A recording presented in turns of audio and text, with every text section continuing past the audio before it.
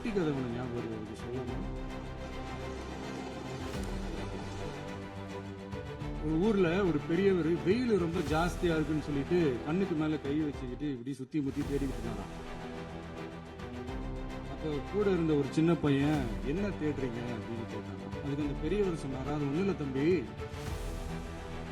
உங்க அப்பா இங்கதான் இருப்பாருன்னு சொன்னாங்க, அதான் தேடிக்கிட்டு இருக்கேன். எங்க உங்க அப்பாவையா காணோம்?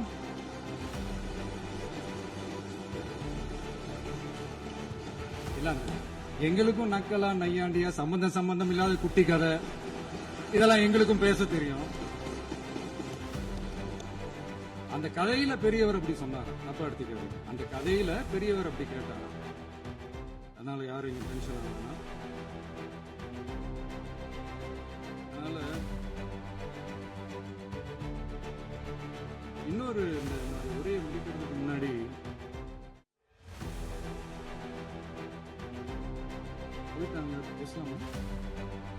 உங்க கருத்துக்களை நீங்க முழுமையாக மன நிறைவோடு பேசலாம். டிவியில பார்ப்போம்.